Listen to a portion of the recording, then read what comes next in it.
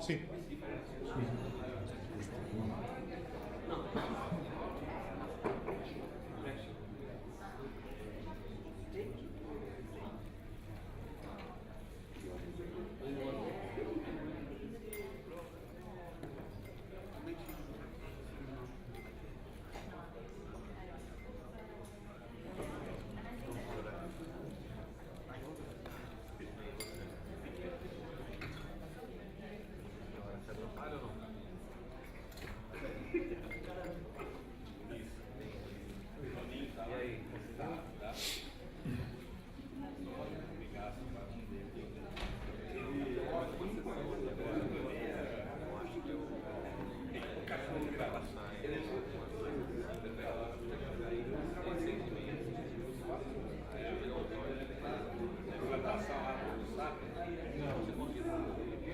Coloca naquela versão que eu mandei ontem à noite. Tá bom? Aí respondem. Hola de nuevo. Les advierto que fuera hace fresquito, o sea que van a estar mucho mejor aquí que paseando por Copacabana a estas horas. Y además también les advierto que al menos la primera parte, aquellos que les guste, de la Alemania-Francia va a ser terriblemente aburrida. O sea, estarán mejor aquí. Bien, les recuerdo el plan de mañana. Tendremos el panel a primera hora, después la intervención de Ash Williams, la entrega de certificados y la tarde libre, a lo que quieran. Aquellos que se tengan que volver a casa, pues lamentablemente, y los que todavía tengamos un ratito para disfrutar de esta magnífica ciudad, aquí estaremos. Bien, saquen sus papeles. ¿Lo tienen por ahí? ¿Alguna de estas pusieron? No me contesten, solo véanlo. ¿Pusieron alguna de estas? ¿Lo leen bien? ¿Sí? Independencia financiera, salud, viajes y ocio, vivienda, ayuda a la familia, estilo de vida. ¿Sí? ¿Sí? ¿Y de estas? No ser carga para la familia, dejar herencia, autonomía personal, desarrollo o perfeccionamiento personal. Muchos escribieron, tanto sí, o sea que han puesto 25, les dije 3. Les dije 3. Vale, lo pensaron. Bien. ¿Quieren volverlo a ver o lo ha visto todo el mundo las dos? ¿Sí? Se lo pongo otra vez para atrás.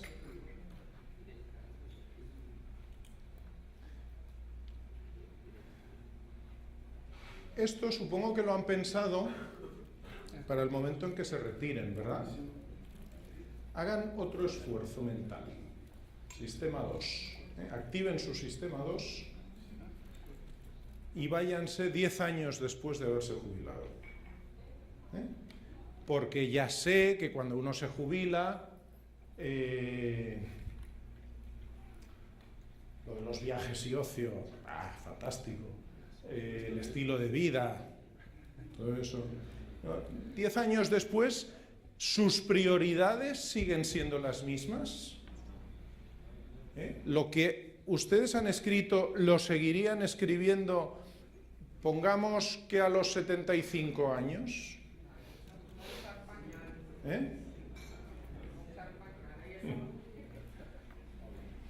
Piénsenlo. Y otro esfuerzo suplementario, el último ya. Y 20 años después, ¿las preferencias han cambiado? A lo mejor les importan más otras cosas, ¿verdad?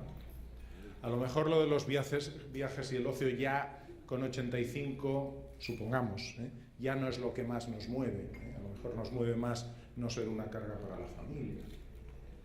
Salud, poder disfrutar de salud. ¿Qué quiero decirles con esto? Que la jubilación es larga. y que nuestras preferencias no son las mismas en todo el momento, pueden cambiar nuestras preferencias. Las nuestras y las de sus clientes, o la de sus afiliados, las de las personas a las que ustedes están ayudando a formar su jubilación, las preferencias no son las mismas. Y no podemos pensar en un instante, sino en que se tienen que cubrir varias cosas a lo largo de varias fases de la vida. Y que cuando uno ahorra para la jubilación es seguramente, yo les he puesto 12, seguramente hay más, puede haber menos, puede haber otras distintas, pero estas son más o menos las que todos podríamos, yo creo, en líneas generales estar de acuerdo, ¿verdad? Tenemos que tratar de ayudar a que esos objetivos vitales que tenemos, primero y fundamental, a reflexionar en ello, a pensar. Por eso les pedí que cogieran un papel y lo escribieran, porque no es lo mismo que hablando en un tú a tú. Miren, el otro día, esto como no va a salir de aquí se lo puedo contar. El otro día, yo antes de venir aquí tomé 3 días de vacaciones. Bueno, pues estaba en un sitio de playa y estaba después de comer haciendo lo que se debe hacer después de comer. Tranquilamente allí tumbado, medio dormido, y recibo una llamada de teléfono. Soy de esos estúpidos que no apagan el teléfono cuando están de vacaciones, y me dicen: oye, en España se está formando gobierno ahora, ha habido otras elecciones y tal. Me llama uno que es un periodista de una publicación económica y me dice: oye, rápidamente, dime 2 cosas que recomendarías al gobierno para que haga en la primera semana prácticamente. A mí, yo desde luego no estaba pensando en nada de eso y me salió el sistema 1, dije 2 cosas. Luego, cuando lo reflexioné, estuve a punto de llamarle y decirle: oye, no me pongas eso porque me van a echar a patadas. No fue tan grave lo que dije, pero realmente yo lo que hice fue responder lo primero que me salió en un momento donde estaba más descansando en los brazos de Morfeo que pensando en el nuevo gobierno. Y entonces, bueno, el problema es que eso luego se puso en un periódico y quedó. Ya les digo, no fue grave e incluso hubo gente que me dijo: oye, qué razón tenías, qué bien pensado estaba eso. Y pensé yo, si supieras lo bien pensado que estaba. Pero bueno, hay que hacer entrar, sobre todo cuando hablamos de nuestro futuro, hay que hacer entrar en funcionamiento al sistema 2. Tenemos que ir a la parte reflexiva. Y no hay nada más reflexivo que sentarse uno consigo mismo en su soledad con un trozo de papel y un bolígrafo y escribir.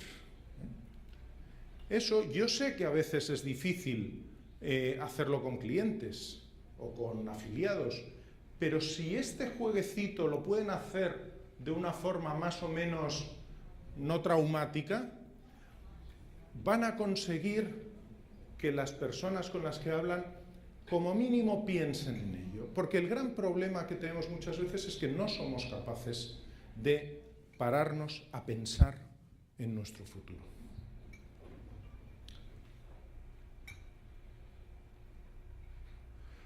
Vamos a ver, de lo que les he estado contando, cómo lo podemos aplicar a pensiones. Básicamente tenemos que trabajar en la arquitectura de decisiones. Supongo que ya no les extraña si les digo que tenemos que hacer pocas y fáciles.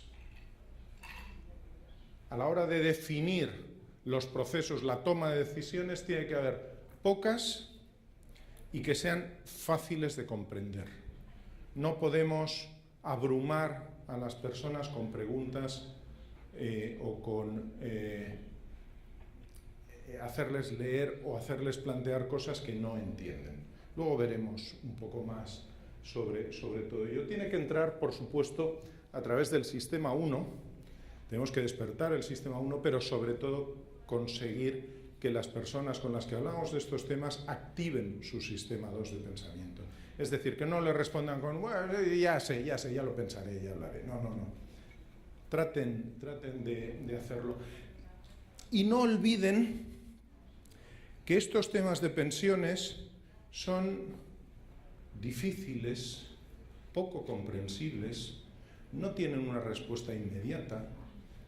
Díganme, ¿cuántas veces en la vida ustedes van a establecer un sistema de pensiones para ustedes mismos? ¿Cuántas en la vida? Una, por mucho, ¿no? No digo que cambien de producto o tal, o se cambien de administrador, pero la toma de decisión de eso, ¿cuántas las van a hacer? Pero si nos casamos más veces que decidimos pensiones. Es una vez. No tenemos experiencia en hacerlo.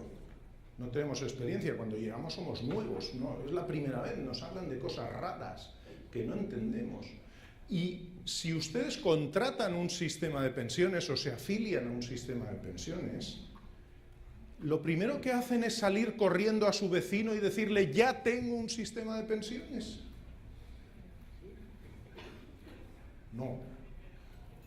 No les produce una felicidad inmensa que quieran compartir, ¿no?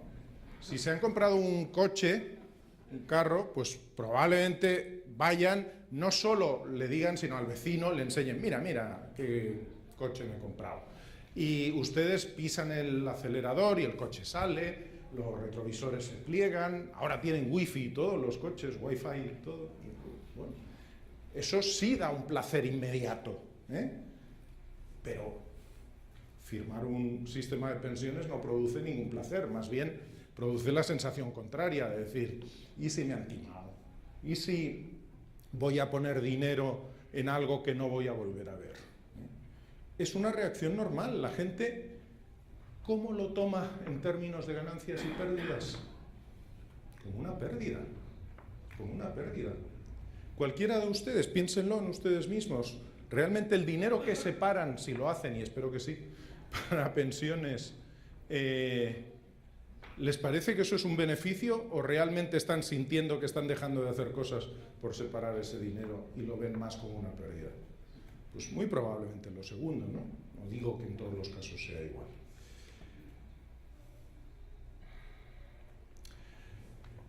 La información tiene que ser, como les decía, comprensible, tiene que ser una información que motive en el proceso de toma de decisiones y tenemos que tratar de trasladar a la persona al momento de su retiro. Tenemos que hacerle pensar, por eso les pedía que escribieran en el papel, vámonos a ese momento, piensen en ustedes en ese momento. Hay varios gaps que nos dificultan mentalmente eso, ¿eh? Nos es muy difícil, yo no sé si a ustedes les costó mucho o no verse de mayores y pensando qué iban a hacer de mayores, pero no es fácil, ¿eh? Si no les costó, enhorabuena, y si les costó, bienvenidos al mundo real. Pero no es una cosa sencilla, no es una cosa fácil. Nosotros no nos vemos de mayores, no nos vemos como personas mayores. Sabemos que llegaremos a serlo, ojalá, por supuesto que lleguemos a serlo, pero no nos vemos y nos pesa mucho más nuestro presente que nuestro futuro. Empatizamos más con nosotros ahora que con nuestro yo futuro.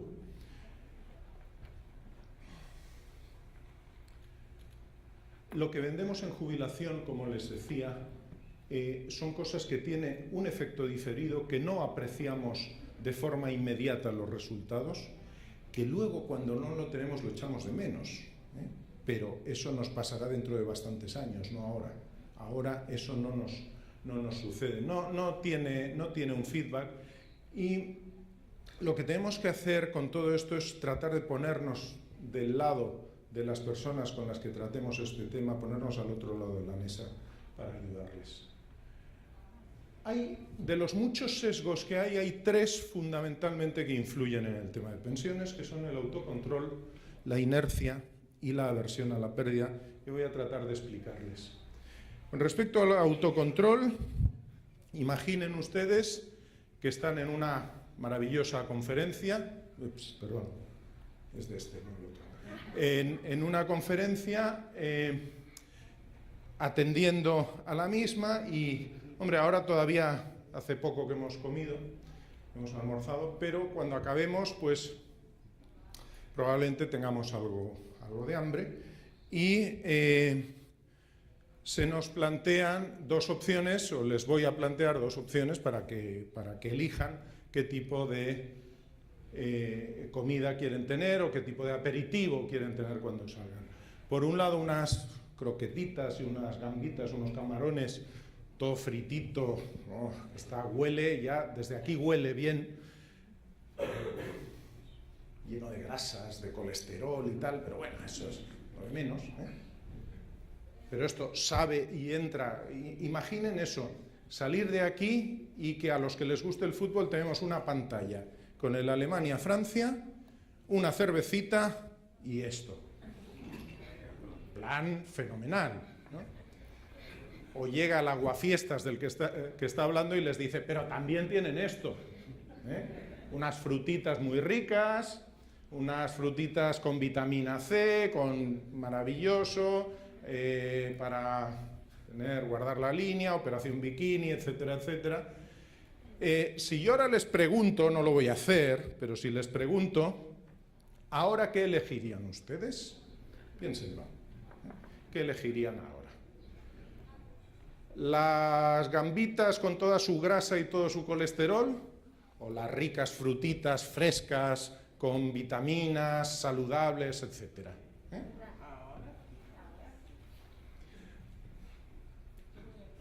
Pero, ¿qué es lo que pasará cuando salgamos muertos de hambre y esté ahí con la cerveza al lado y tal? ¿Qué iremos a esto? ¿Qué iremos a esto? Había un héroe griego mitológico, aparte de otro señor que se llama igual que está aquí, que se llamaba Ulises. Ulises, el héroe de la Odisea de Homero, en su regreso a casa, pasó un montón de tormentos, el pobre hombre tardó 20 años en volver a Ítaca, a su casa, y una de las múltiples aventuras que tuvo fue la de las sirenas, probablemente la conocen todos. Ulises se hizo atar al mástil de su barco, obligó a que todos sus marineros se pusieran tapones de cera, para poder oír a las sirenas, porque se contaba que el que oía las sirenas se lanzaba directo al mar y iba a una muerte segura del magnífico y bello canto de las sirenas, que no eran tan magníficas y bellas si el resultado de oírlas cantar era que te morías. Pero bueno, entonces él para eso lo que hizo fue atarse. Hombre, es un ejemplo de autocontrol, obviamente, ¿no? Un ejemplo de autocontrol. Yo no les suelo sugerir que si ustedes quieren vender un plan de pensiones, por ejemplo, aten a su cliente y lo tengan ahí atado hasta que firme. No es probablemente la forma mejor de hacerlo, seguramente se me ocurren otras, pero el autocontrol no es un problema de futuro. El autocontrol es un problema de la hora. Porque en el futuro todos comeremos fruta. En el futuro, como decía Carmen, todos vamos a ir al gimnasio.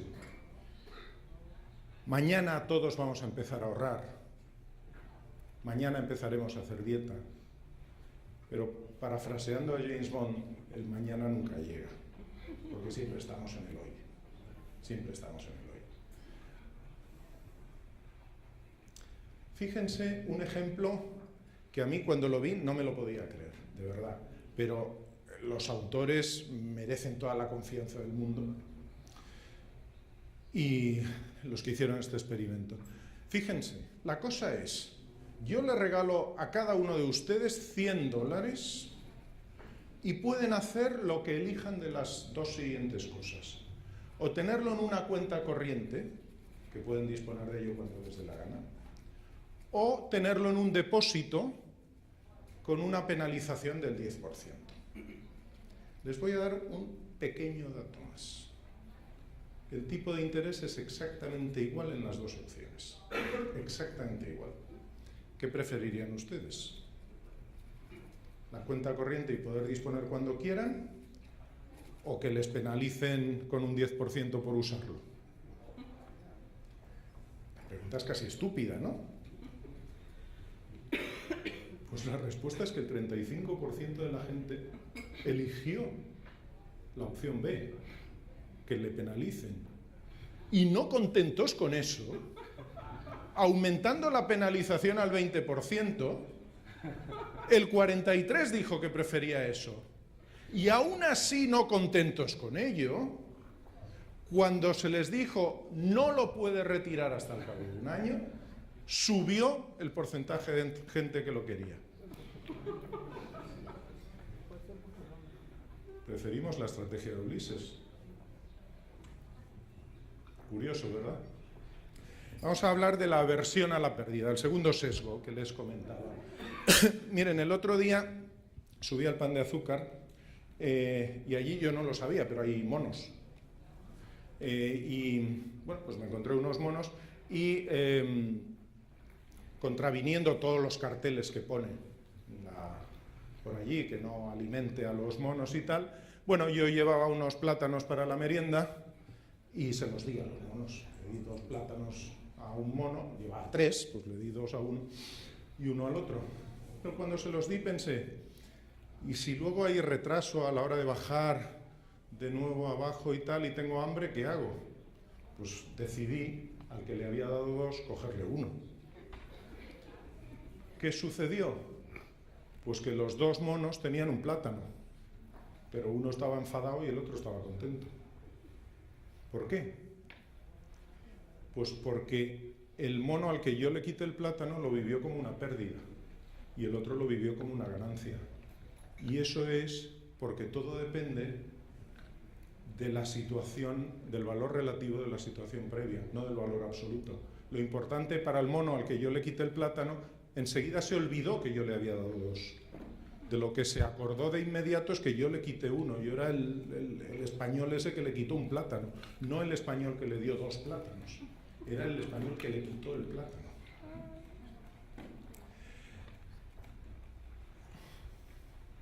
Para ello, para evitar la aversión a la pérdida, o para paliar la aversión a la pérdida, utilizamos la inercia y junto a la inercia las opciones por defecto.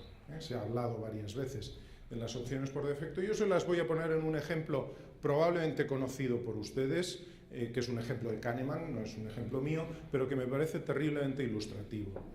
Se trata del trasplante de órganos en 2 países, Alemania y Austria, que culturalmente son muy parecidos, tienen frontera. De hecho, años A estuvieron en un mismo imperio, los austrohúngaros estuvieron juntos en Prusia, y estos 2 países que se supone que no tienen que tener culturalmente enormes diferencias, con respecto a los trasplantes de órganos, lo que decidieron es lo siguiente. Cada uno de ellos, al sacarse la licencia de conducir, tú tenías que indicar si querías donar tus órganos o no. Un poco macabro, ¿no? Que te digan, sí, toma tu licencia, pero ¿quieres donar tus órganos? Ya, no sé si es la pregunta que yo preferiría en ese momento, pero bueno, te la hacen. Con una pequeña diferencia. En Alemania, si tú quieres donar tus órganos, tienes que marcar una casilla. Y en Austria, si tú quieres no donar tus órganos, tienes que marcar una casilla. Resultado, en Alemania hay un 12% de donantes y en Austria un 99%. Esto es una opción por defecto. Tú no has engañado a nadie, a los 2 les has dado la opción. Pero a uno se lo has hecho fácil. Marcar una casilla. No estoy diciendo rellenar un formulario de 25 páginas. Estoy diciendo marcar una casilla.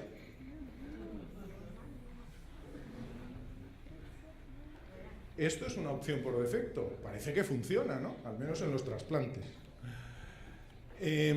Vamos a ver un pequeño comercial de una compañía de seguros.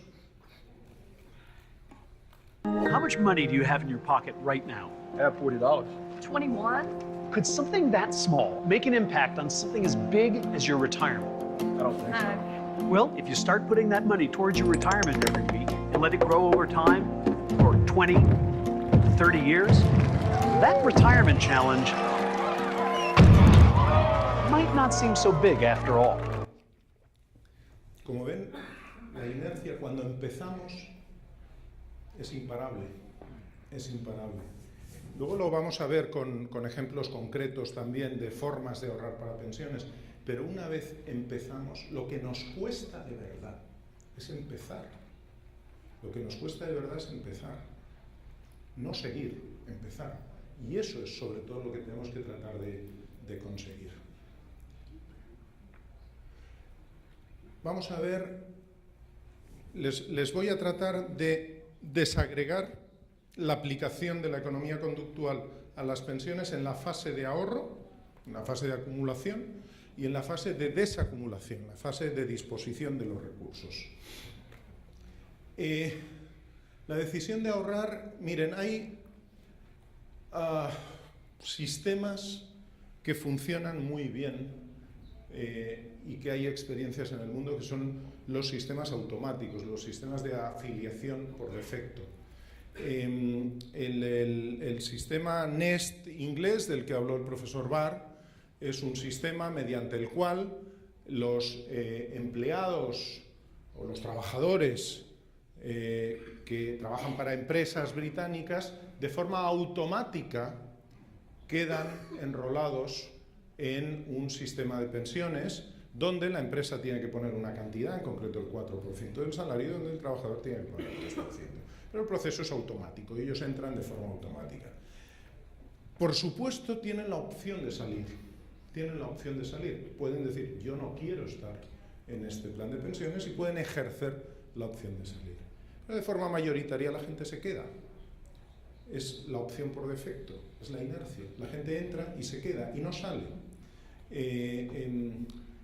Hay empresas, en concreto una empresa española del ámbito financiero que tiene esto aplicado en su convenio laboral y que utiliza esta idea de autoafiliación y de algo que luego les contaré, que es el crecimiento automático de los aportes. Luego piensen una cosa, es muy importante la tasa de aporte por defecto. La tasa de aporte por defecto, la gente la entiende como un consejo tácito, como un consejo de alguien a quien consideran que sabe más que uno mismo, por eso están confiando en él. Si ustedes hacen una sugerencia de que el aporte sea, por ejemplo, del 6% a toda la base de clientes, aporte mínimo del 6%, lo que van a conseguir es que todos aporten el 6%, o la mayoría aporte el 6%. Por lo tanto, piensen que la opinión de un experto se entiende como una recomendación de que es lo mejor. Y los consejos tácitos se incorporan como tal, no como un mínimo a partir del cual yo puedo, sino, me dicen el 6, pues el 6. Como les decía, hay algunos ejemplos en el mundo de esto. El ejemplo más relevante probablemente es el que se llama Save More Tomorrow. Es un plan elaborado por Shlomo Ben-Artzi y Richard Thaler, dos economistas conductuales, que se aplica sobre los planes 401k en Estados Unidos. Ellos lo que observaron hace unos años es que en estos planes había una proporción importante, la mitad de la población, que no tenía acceso a estos planes. De los que tenía acceso, solo un tercio participaba, o sea, de los que podían participar, solo un tercio participaba. La mayoría no ahorraba lo suficiente y además se equivocaban en las inversiones. O sea, un mundo perfecto. Viendo eso, lo que hicieron fue diseñar un sistema en el cual había una afiliación por defecto, un enrolamiento automático. La empresa incorporaba a todos los empleados, luego el que quería se podía salir, y había un proceso de mejora del ahorro de forma tal que los incrementos del aporte no los decidía la persona en cada momento, en cada periodo del tiempo, sino que venían prefijados y firmados. Por supuesto lo podía cambiar, pero ya le venía prefijado, por ejemplo, cada año subirá tu aporte, supongamos, la inflación más un 2%. Teniendo presente que normalmente a principio de año es cuando se suben los salarios y ese 2%, o lo que sea, el volumen que sea, eso las personas no lo ven como una pérdida, porque al final el líquido en el bolsillo no están teniendo menos. No sé si me explico. Es decir, el incremento del salario, parte de ese incremento de salario puede ir destinado de forma automática a un sistema de pensiones sin que eso lo notemos como algo que duela. Luego lo veremos con un ejemplo bastante más claro. Y en las inversiones se hacía exactamente lo mismo. Se trata de establecer planes o sistemas por defecto. Es decir, si usted no quiere elegir inversiones y vistos los resultados casi mejor que no las elija, nosotros le hacemos un planteamiento a la carta, normalmente con esquemas de ciclo de vida o de target date fund, que lo que hacen es ajustar el riesgo a lo que la mayoría de la gente puede necesitar. Si usted no quiere, eso se puede salir, pero si no dice nada, entra en esa opción. Thaler nos va a explicar ahora un poco más cómo funciona. Perdón, Benarchi. So we've got these challenges, and what Richard Thaler and I were always fascinated by. Take behavioral finance, make it behavioral finance on steroids, or behavioral finance 2.0, or behavioral finance in action, flip the challenges into solutions. And we came with an embarrassingly simple solution called Save More, not today, tomorrow. How is it going to solve the challenges we chatted about? If you think about the problem of bananas versus chocolates, we think we're going to eat bananas next week. We think we're going to save more next year. Save more tomorrow invites employees to save more maybe next year, sometime in the future, when we can imagine ourselves eating bananas, volunteering more in the community, exercising more, and doing all the right things on the planet. Now, we also talked about checking the box, and the difficulty of taking action. Save more tomorrow makes it easy. It's an autopilot. Once you tell me you would like to save more in the future, let's say every January you're going to be saving more automatically. And it's going to go away from your paycheck to the 401k plan before you see it, before you touch it, before you get the issue of immediate gratification. But what are we going to do about the monkeys and loss aversion? Next January comes and people might feel that if they save more, they have to spend less. That's painful. Well, maybe it shouldn't be just January. Maybe we should make people save more when they make more money. That way, when they make more money, when they get a pay raise, they don't have to cut their spendings. They take a little bit of the increase in their paycheck home and spend more, take a little bit of the increase and put it in the 401k plan. So that is the program. Embarrassingly simple, but as we're going to see, extremely powerful. We first implemented it, Richard Thaler and I, back in 1998. Mid-sized company in the Midwest, blue-collar employees struggling to pay their bills, repeatedly told us they cannot save more right away. Save more today is not an option. We invited them to save 3 percentage points more every time they get a pay raise. And here are the results. We're seeing here a 3.5-year period, 4 pay raises. People who were struggling to save were saving 3% of their paycheck. 3.5 years later, saving almost 4 times as much, almost 14%. Bien, como ven, una idea aparentemente simple, con unos resultados impresionantes.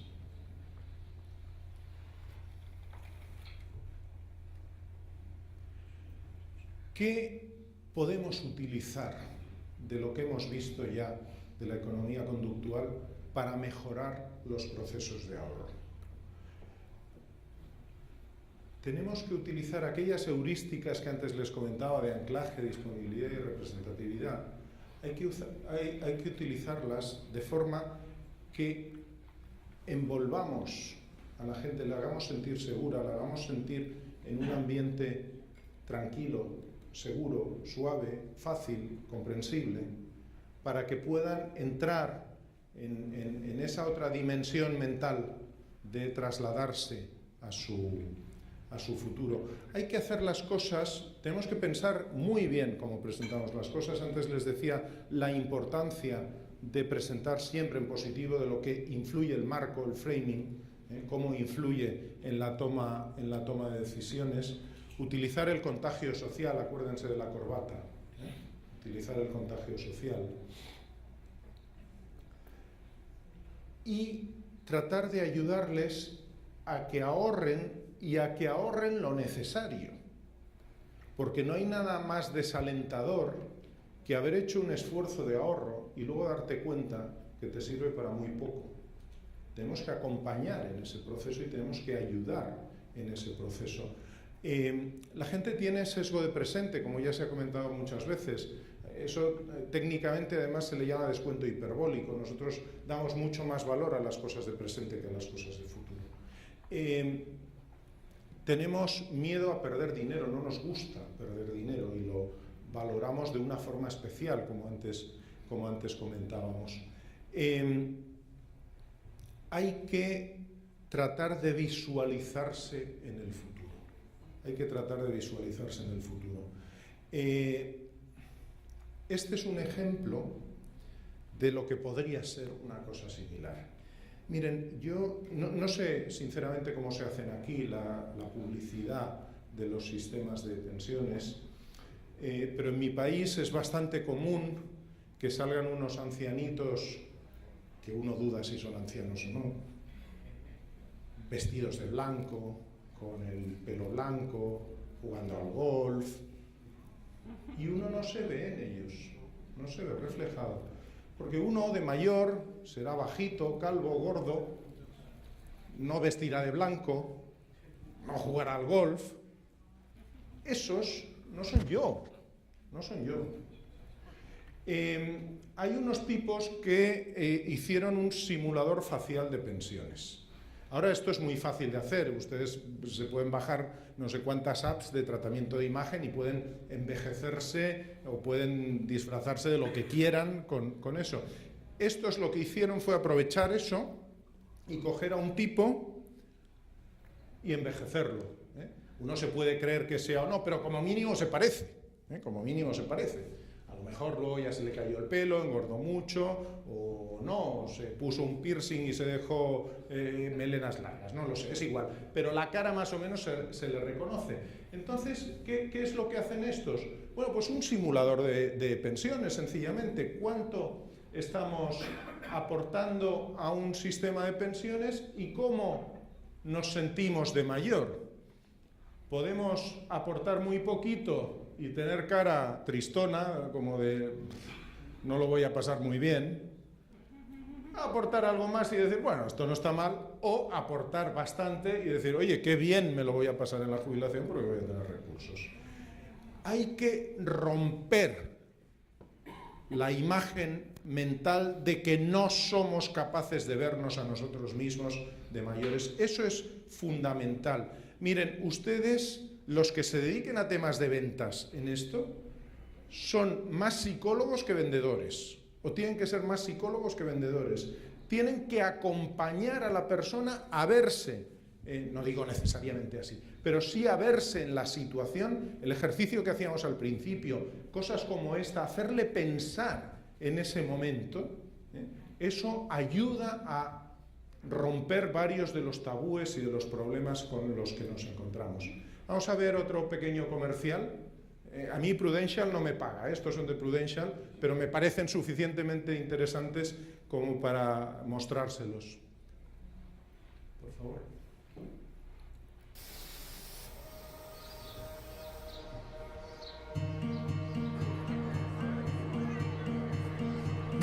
ask people a question. How much money do you think you'll need when you retire? 500,000. Maybe $500,000? Say $1 million.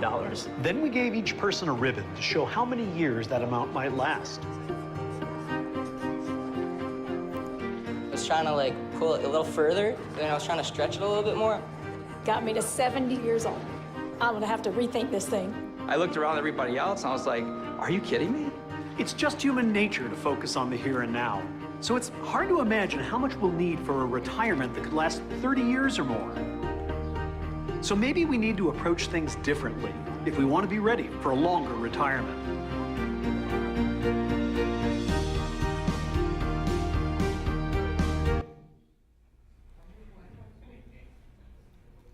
Yo creo, es autoexplicativo, ¿no?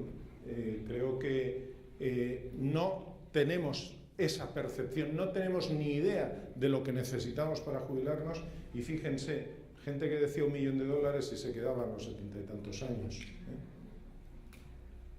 ¿Qué hay peor que sobrevivir a nuestros ahorros para la jubilación? No se trata de morirse antes, sino de ahorrar más, por supuesto. Vamos a hablar de desacumulación. La desacumulación es la gran olvidada. Grande esqueixida, ¿es en portugués? Algo parecido, ¿no? Miren, la teoría nos dice que las rentas vitalicias son lo más adecuado. Sin embargo, la realidad nos dice que la gente hace lo que hizo Woody Allen en una de sus primeras películas, que se llamaba, en español al menos, Toma el dinero y corre. Aquí es lump sum, es coger el dinero y fuera. Hay unos datos, no les voy a explicar mucho, pero unos datos de la Asociación Actuarial Europea sobre las principales carencias que tienen los sistemas de rentas vitalicias. Los fondos no son suficientes, hay poca flexibilidad, se asesora poco y mal. Y yo creo que ya les comentaba el otro día, realmente una renta vitalicia es un producto muy difícil de entender. Es un producto en el que uno tiene la sensación permanente de que le engañan.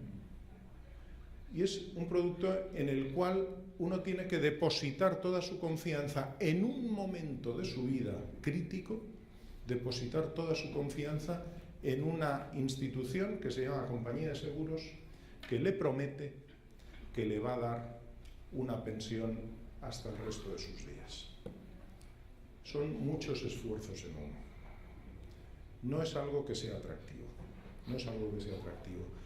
Siendo imprescindibles desde mi punto de vista unos ingresos estables para toda la vida o unos ingresos mínimos hasta el momento de la jubilación, hasta el momento del fallecimiento, y probablemente algo más para los que quedan después si lo necesitan, las rentas vitalicias como se entienden hoy en día habitualmente no son, digamos, una cosa especialmente sexy. Luego pasan cosas, recién viendo en prensa, en Chile, por ejemplo, se cambiaron las tablas de mortalidad y de repente las pensiones bajaron. Claro, uno no entiende esas cosas, ¿no? No entiende esas cosas. Es difícil de comprender, es difícil de comprender. ¿Qué es lo que nos dice la economía conductual en todo esto? Bueno, lo primero es lo que les acabo de decir, que es muy difícil de entender y que la gente no tiene una tendencia natural a contratar una renta vitalicia. Si nosotros además, miren, antes mi compañero Manuel Lozano me enseñaba una propuesta de una compañía aseguradora en España para una renta vitalicia a unos clientes que le garantizaba un tipo de interés cero, y le cobraba unos gastos del 0,10%. Es decir, perdía dinero. Así, ¿qué rentas vamos a vender? Es imposible. Hay que replantear. Y en esto la industria tiene que hacer un esfuerzo especial. un esfuerzo especial por ser imaginativos y por adaptarse a lo que necesita la gente. Y lo que necesita la gente, veíamos en el ejercicio inicial, que no es siempre lo mismo, Por lo tanto, los flujos de los que podemos disponer no necesariamente tienen que ser igual a lo largo de toda la vida, sino que podemos tener momentos en los que necesitemos otras cosas. Hay dos aspectos que ya he comentado entre esta y mi presentación del otro día, que subestimamos la longevidad tras la jubilación y que sobrevaloramos el capital con respecto a un pago único con respecto a varios pagos pequeños.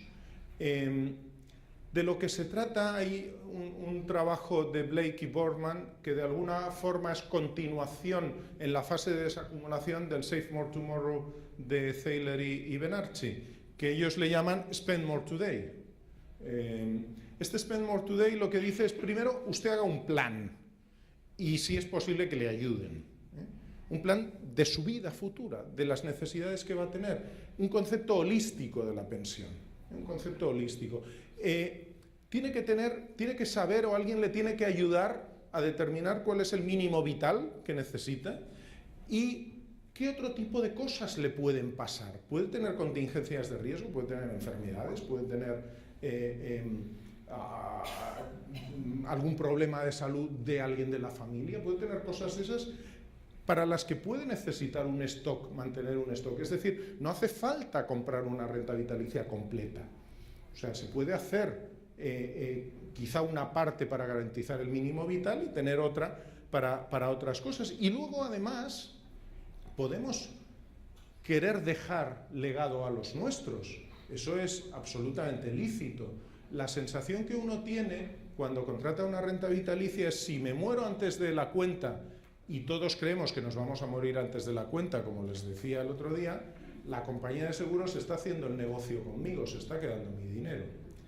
Claro, uno no se da cuenta de que normalmente pasa al revés, y ya les decía el otro día que las tablas de mortalidad nunca se cumplen, siempre vivimos más de lo que hasta las tablas de mortalidad prevén, pero eso nosotros no lo sabemos, ni nos damos cuenta, ni nadie nos lo explica, ni lo entendemos. Por lo tanto, hay que tratar de construir la pensión un poco a medida, pero teniendo en cuenta que no es suficiente tener un ingreso fijo siempre, que podemos tener otro tipo de necesidades.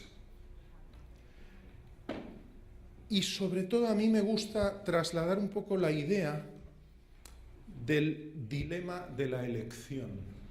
En el momento de elegir, fíjense, cuando llegamos al momento de la jubilación y tenemos que elegir cómo retiramos nuestro dinero, cómo cobramos nuestra jubilación, nos lo estamos jugando todo a una carta en un momento determinado, en un momento también en que lo que más tenemos es miedo, miedo por el futuro, miedo por lo que viene, miedo porque ya no tiene vuelta atrás, no hay reversa a esto. Ya estamos fuera del mercado de trabajo, ya no vamos a volver, ya no vamos a recuperar si perdemos. Entonces tenemos que ser extremadamente cautos, cautelosos, prudentes con lo que hagamos. Por lo tanto, en todo eso, todo el tipo de decisiones que tenemos que tener se nos convierten en un rascacielos enorme, enorme. Y ahí hay que ayudar. Si hay que ayudar en el proceso de ahorro, más hay que ayudar en el proceso de desahorro. Más, porque eso sí que no tiene reversa, sí que no tiene vuelta atrás. ¿Podemos tratar de ayudar con herramientas conductuales? Sí, sí. No planteemos las rentas que cobramos, no las planteemos como una opción de inversión, sino como una opción de consumo. No le digamos a la gente, usted tiene una renta con el tipo de interés 0%, por Dios, no. Digámosle, usted tiene la capacidad de consumir X reales al mes. Que eso sí lo entiende, lo otro no. Demos alternativas a los casos que nos dan miedo de fallecimientos prematuros y de sentir que hemos perdido el dinero. Y esas alternativas hay, técnicamente las hay contraseguros, hay posibilidades de que renta no se agote con el momento del fallecimiento de uno, sino que pueda seguirse percibiendo por la familia, o que retorne parte de lo no dispuesto, etcétera, etcétera. Hay posibilidades de hacer todo eso. No pensemos que, o mejor dicho, ayudemos a la gente a que no piense que está cambiando un gran cheque por varios pequeños, porque eso es sensación de pérdida. Eso es sensación de pérdida. Si les ayudamos a ver que lo que está haciendo es invirtiendo en su futuro y garantizando que va a poder vivir a un nivel de vida deseado el resto de su vida, eso se vende mucho mejor que decirle yo te pago 250 cuando tú tienes 100.000. Son problemas de presentación y de ayudar en eso a entender. Y se puede hacer desacumulación automática, igual que hacíamos acumulación automática en el Save More Tomorrow, se puede hacer así. Podemos establecer un plan de salida de recursos por defecto y luego cambiarlo cuando la persona decida cambiarlo. ¿De acuerdo? La neuroeconomía nos ayuda en esto también teniendo presente, sobre todo, que el proceso de ahorro para la jubilación activa una parte de nuestro cerebro. Eso lo hemos podido comprobar, que es donde se establece el centro de placer y la recompensa, frente a la activación de otra parte del cerebro. Aquí pelean la amígdala y la ínsula, pelean para ver quién gana en nuestro cerebro, si disfrutamos del dinero dopamínicamente, como antes hablábamos, o si realmente entramos en el ahorro para ganar en el largo plazo. Esa es una reacción cerebral, es una reacción cerebral. La neuroeconomía nos ayuda a interpretar esto. Pero sigue habiendo una parte muy importante que está en el sistema 1 de pensamiento, y ahí queda mucho por hacer todavía, queda mucho por estudiar, por analizar, por investigar. Hay cuestiones sobre el inconsciente, incluso la programación neurolingüística puede ayudarnos a interpretar ciertas reacciones cerebrales, pero realmente todavía estamos en pañales en esta disciplina científica y económica. Todavía está empezando, queda mucho todavía por hacer, pero empieza a ser una pauta que nos puede ayudar a interpretar cosas. Y vamos a hablar de cómo podemos asesorar para la jubilación. Como ya les he dicho un montón de veces, y reitero porque me parece que es de lo más relevante, si el ahorro para la pensión lo vemos como una pérdida, no vamos a ahorrar. No vamos a ahorrar. El gasto que tengamos en esto tiene que doler poco o nada. Nada es difícil, pero al menos poco. Por ejemplo, este es un ejemplo de un salario medio les iba a decir en Europa. Sí, en Europa podría ser un salario medio de 2.000 euros mensuales. Con 2.000 euros mensuales, una persona puede pagar su casa, puede pagar el colegio de sus hijos, puede hacer la compra y puede tomarse una buena cerveza cuando le apetece, es decir, puede tener ocio. Si esta persona viene a vernos, nosotros que somos expertos en jubilación, y nosotros les decimos, le hacemos un cálculo con un simulador maravilloso y le decimos, mira, a ti te toca ahorrar 150 euros al mes para poder tener una jubilación comme il faut, como dicen los franceses. Si le decimos eso, a ver, va a poder seguir pagando su casa, seguirá llevando a los niños al cole y seguirá haciendo la compra, pero se le acabó la cerveza. No va a tener dinero para el ocio. Y seguramente diga, hombre, muchas gracias por la información, me lo pensaré, ya volveré otro día, etcétera, etcétera. Para el que vende, muy mal, porque no va a volver otro día. Y para el que no vuelve otro día, muy mal también, porque se va a quedar sin jubilación. Hay que ayudarle. ¿Cómo? Pues, por ejemplo, Cuando venga, le decimos, mire, usted puede ahorrar 75 euros al mes. Si ahorra 75 euros al mes, va a pagar la casa, va a llevar a los niños al cole, va a pagar la compra, y hombre, no se tomará una jarra grande de cerveza, pero pongámoslo en términos ingleses, ya que estamos con la LSI, no se tomará una pinta de cerveza, pero se podrá tomar media. Bueno, tampoco es tanto. Y le decimos que le vamos a hacer un plan de forma que esto lo va a poder hacer ya el resto de su vida, lo va a poder hacer siempre. De forma que el año que viene, en lugar de 75, pagará 100. Pondrá 100. Pero como habrá tenido ya su aumento de salario, esos 100 no le van a afectar a su statu quo. Va a seguir igual. Va a seguir con la casa, el colegio, la compra y se va a seguir tomando su cerveza. Más pequeña. Pero cuanto más pasa el tiempo, más se olvida de la cerveza grande y se adapta a tomar una cerveza más pequeña, que dicho de paso le irá mejor para su salud. Y pasado mañana, es decir, 2 años después, puede estar ya ahorrando 200, porque le han subido el salario, ya cobrará, en lugar de 2.100 de antes, cobrará 2.200, puede dedicar 200, en 2 años está ya ahorrando por encima del nivel que le habíamos pedido al principio, está ahorrando por eso y no ha renunciado a su ocio. Esta es una aplicación del Save for Tomorrow, como pueden ver, pero esto es posible hacerlo.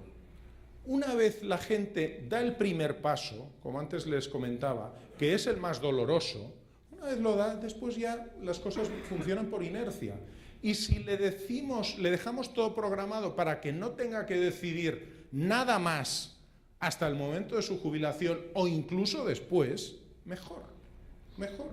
Si quiere, que lo cambie. Pero si no, no hace falta hacer nada.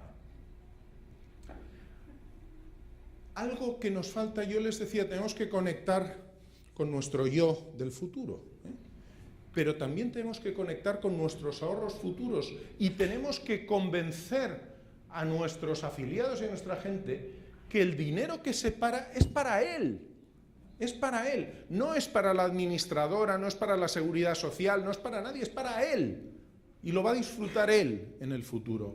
Eso es difícil pensarlo. Es difícil. La mayoría lo que cree es, ya perdí este dinero. No, eso es suyo. Y ese mensaje de propiedad de eso hay que dejárselo muy claro. Eso está invirtiendo en él mismo y en su familia. Fundamental destacar el aspecto de protección de la familia. ¿Qué le va a pasar a su familia si usted no tiene ahorros? Si le pasa algo, que ojalá no, ¿qué le va a pasar? Todos tenemos tendencia a ver nuestro yo actual mucho más grande que nuestro yo futuro. Y eso es normal, pero tenemos que tratar de ir equilibrando un poco ese yo futuro. Si hoy decidimos que mañana empezaremos a ahorrar, dejémoslo preparado hoy. No demos alternativa y dejémoslo preparado hoy. Hagamos ya el plan, que marque la cruz solo una vez y si puede ser ninguna, mejor.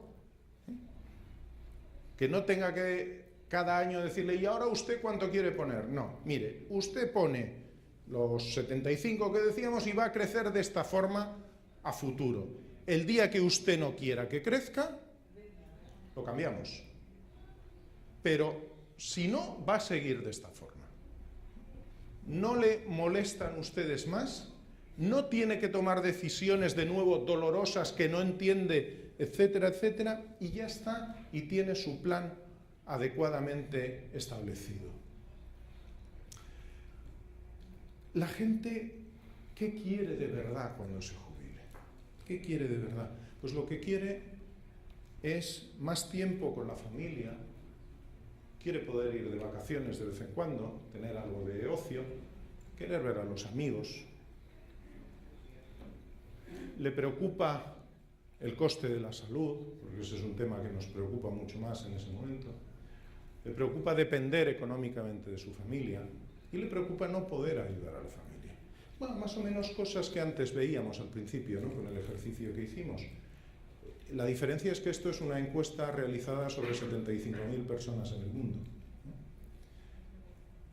¿Y creen ustedes que lo consiguen?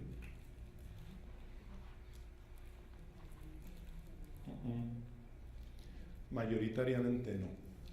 Mayoritariamente no. Y esto, como les digo, son datos de encuestas. HSBC hace una encuesta cada 2 años sobre esto, con una muestra amplísima en todo el mundo.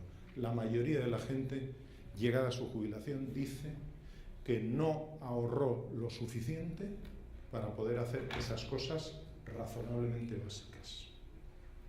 Esto tenemos que trasladarlo y tenemos que explicarlo. Cuando tenemos a un cliente delante, y por cliente me refiero, miren, desde arriba, desde el gobierno, antes estábamos hablando del impacto en las políticas públicas. Los gobiernos tienen que trasladar mensajes claros. Déjenme que les ponga un ejemplo crítico con respecto a una actuación que se ha realizado en mi país. Nosotros tenemos un sistema de seguridad social de reparto, donde la gente no tiene ni idea de cuánto va a cobrar de pensión, no lo sabe.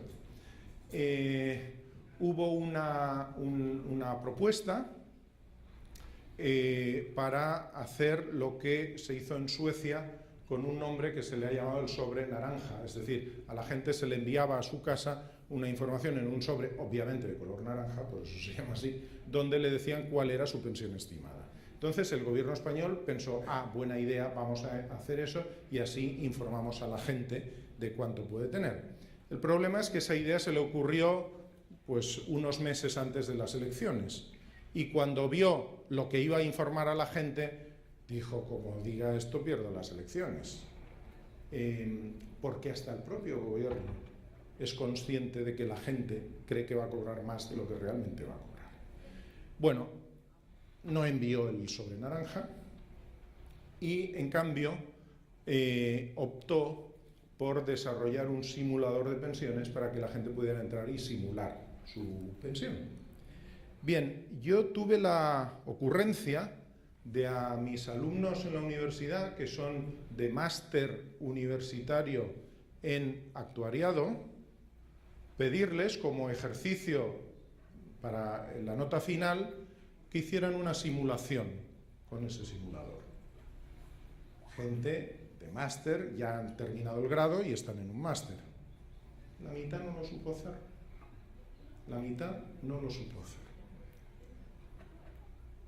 Eso sirve para que la gente pueda simular, la gente no universitaria. O sea, si hacemos cosas así, por eso digo, me refiero también a los gobiernos, si no somos capaces de dar información veraz, fácil y comprensible a la gente, ¿cómo vamos a pedirles después que pongan más o que les vamos a subir los impuestos? O sea, es que es absurdo. Hay que trasladar cosas que la gente pueda entender. O sea, ¿ustedes de verdad creen que tiene sentido crear un simulador para que nadie lo sepa utilizar? O sea, es que es ridículo, es ridículo. Hay que ayudar. Y eso lo tiene que hacer, como digo, los gobiernos. Lo pueden y deben hacer los reguladores en la información que exigen que se envíe a los afiliados. O sea, aquí hay leña para todos, ¿eh?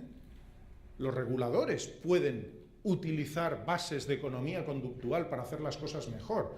O sea, vamos a ver, si ustedes empiezan a pedir que las administradoras les envíen folios y folios o documentos y documentos de información, que le hagan firmar al cliente 25 folletos o 25 documentos con cosas que por supuesto no entienden ni ellos, ni el comercial, ni el que le está vendiendo. Los promotores de pensiones en la mayor parte de los países, ¿creen ustedes que saben de pensiones? Yo me reservo la opinión, pero se la pueden imaginar. Si no somos capaces de hacer las cosas más sencillas, más simples, gobiernos, reguladores, la industria, quien de ustedes se dedique a vender sistemas de pensiones, o si administran ya fondos de pensiones, fondos cerrados, por ejemplo, en Brasil, fondos ocupacionales, donde la gente está ahorrando, ustedes pueden ayudarles a que ahorren más y mejor. Pueden hacerlo. Pueden hacerlo. Lo que no tienen que hacer cuando tienen al cliente delante es contarle una película de miedo. No tienen que hacer eso. Tienen que darle un enfoque positivo. Tienen que trasladar información que sea amigable y positiva, contando verdades, por supuesto. No hay que mentir, ni muchísimo menos, pero las cosas se pueden contar de muchas formas. Por lo tanto, huyamos de algo que se ha hecho mucho en varios países, es tratar de vender sistemas complementarios de pensiones argumentando que la seguridad social pública va a quebrar. Eso no es un mensaje que haga que se venda nada. Porque la gente no compra eso tampoco, porque dice, si el Estado va a quebrar, ¿qué va a pasar con los demás? O sea, es que si el Estado quiebra, si la seguridad social pública no me va a pagar, ¿cómo voy a esperar que me pague este individuo que ha venido por aquí a venderme esto? Es que es un mensaje absolutamente contraproducente. Yo no les digo que le digan que la seguridad social lo va a poner en casa feliz. No, no. Pero ojo cómo lo vendemos. Ojo cómo lo vendemos. Díganles lo bien que pueden vivir cuando se jubilen, si hacen lo que tienen que hacer de una forma suave, sencilla, fácil, ayudándoles y que no les duela el hacerlo. Porque en lo que hay que fijarse es en eso, lo bien que podemos llegar a vivir si hacemos algunas cosas mientras tenemos posibilidad de hacerlo. ¿Cómo quiere vivir cuando deje de trabajar? ¿Qué necesita para hacerlo? ¿Lo tiene? ¿Eso? ¿Lo tiene usted ya? ¿Lo que necesita para vivir como quiere? Como les decía, los mensajes deben ser sencillos, factibles, adecuados y, en resumen, hay que hacerlo fácil. Las pensiones son demasiado complicadas ya para que además les compliquemos más la vida a nuestra gente.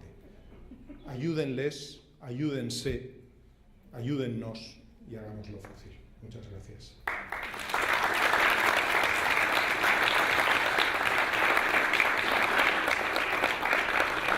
Muy bien. Y gustosamente me someto a las preguntas si las hay. Y si no, mañana tendremos también el panel, podemos profundizar en cosas o hablar o lo que sea. ¿Alguna cuestión? ¿Cuánto costa la Havaianas customizadas? Perdón. It was a joke. Sorry, it was just a joke. I asked ¿cuánto costan las Havaianas customizadas? ¿Cuánto cuesta? Las que yo vi unos 150. Wow. Unos 150. Pero como yo solo tengo mi pequeña experiencia de Riosul, no sé si hay sitios que sean más baratos o más caros. No lo sé, pero de momento solo fui ahí. De hecho, yo no pienso comprarme unas con piedrecitas y adornitos y tal, pero para hacer un regalo siempre está bien. Por tanto, si saben de algún sitio donde estén más baratas, yo les agradezco profundamente la información. Yani.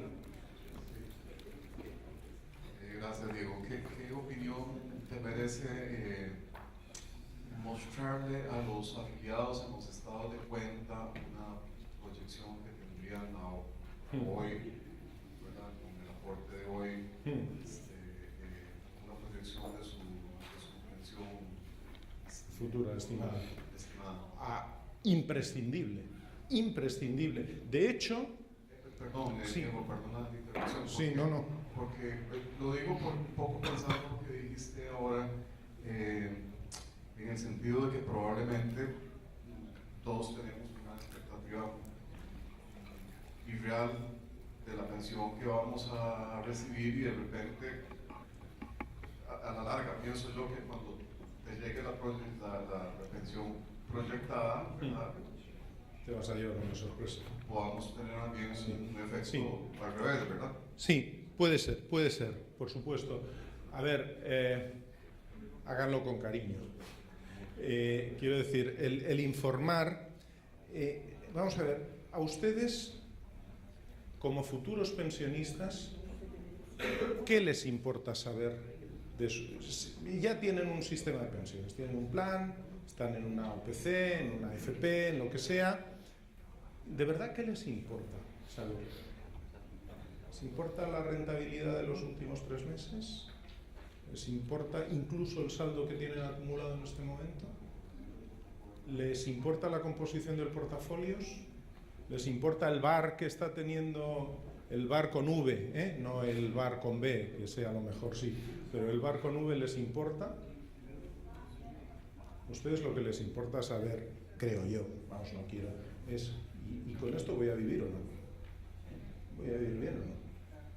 Por lo tanto, yo veo estados de información que se envían, muchos son culpa del regulador, y no quiero, hay reguladores aquí, no quiero ganarme enemigos, pero muchos son culpa del regulador. Hay informaciones que se envían que A, no sirven para nada, B, tienden a confundirme, y C, me hacen tomar decisiones erróneas. Porque si yo veo en la información que se me da, la rentabilidad de su fondo de pensiones en el último año cayó un 2%. Probablemente me planteé irme de esa administradora. Probablemente en el mercado cayó un 5%, pero yo no lo sé. Y aunque el mercado hubiera subido un 10%, ¿qué más me da si me quedan 30 años para jubilar? O sea, no es una información, no digo que se hurte esa información, pero la forma de presentarlo es muy distinto. O sea, probablemente lo que tenemos que hacer es decirle a la gente, mire, usted si sigue con este ritmo de ahorro, y si tiene, por ejemplo, el martes les hablaba de distintos escenarios, se puede decir, en condiciones normales de rentabilidad, usted puede tener una pensión que aproximadamente, y además, algo muy importante, a la hora de informar de la pensión estimada, si a ustedes les dicen su pensión será en el año 2063, será de 10.000 reales al mes, a lo mejor ahora están encantados de la vida, pero ¿realmente les está diciendo algo esa información? No, porque no sabemos qué inflación va a haber, no sabemos qué poder adquisitivo tendrá eso, no sabemos nada.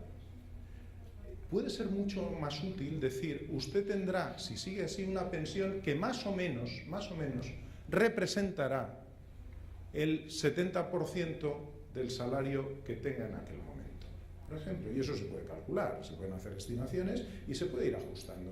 O sea, hay que dar información útil y poca, cuanta menos mejor, que la pida el cliente. Ustedes, por supuesto, que pueden dar y deben dar, no deben negar información. Incluso si quiere la composición de la cartera, que la tenga, por supuesto. Si quiere saber el VAR y el VAR condicional y lo que ustedes quieran, que les pidan. Me parece perfecto, pero por defecto den una información que les sirva. Que viendo una paginita sepa, ok, puedo estar tranquilo con respecto a mi jubilación. Y esa es la pregunta clave, y no más. ¿Más cuestiones? ¿Alguien sabe cómo va el partido? Muy bien, pues si les parece, seguimos mañana. Muchas gracias por su atención. Hasta mañana.